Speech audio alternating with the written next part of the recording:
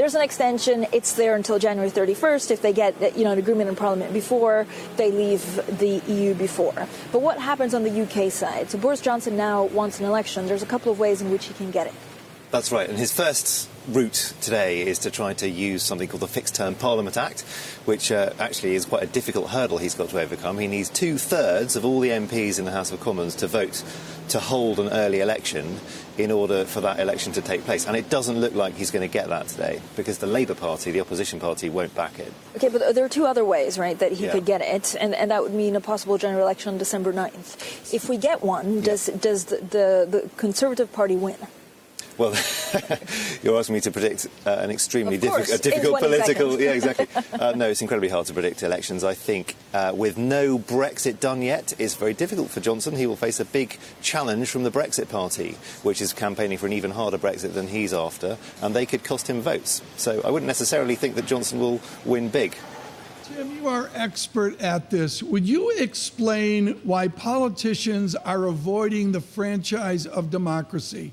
It is ludicrous to say we're battling about when there'll be an election. Why is this? Well, the fact is, under the law as it exists at the moment, the election won't happen until 2022.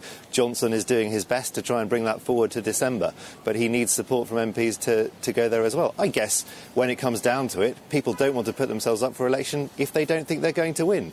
Johnson's ahead in the polls, Corbyn is behind, and Corbyn doesn't want that election right now.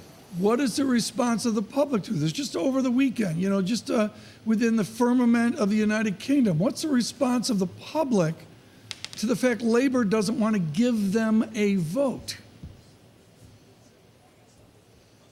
Well, I think that that will play out in the course of the campaign as and when it comes. I do think we will have that election at some point over the next couple of months. And that, no doubt, will be one of Boris Johnson's attack lines. Look, here's the guy, he will say of Jeremy Corbyn, who didn't want you to get this vote, who didn't want the public to have a say and wanted to keep this off the table. But don't forget that in the UK, this will be our third election in 4 years, and people are kind of weary of voting. Yeah. I think that's something to factor in as well.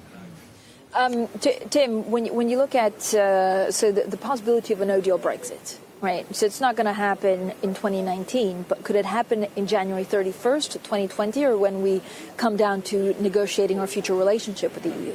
That is the question that Jeremy Corbyn has been trying to raise, and in a sense it is a clearly legitimate one, because this extension today from Brussels does delay a potential cliff edge to the end of January. But then what? That's still an open question. Would it be extended again if the deal doesn't get through?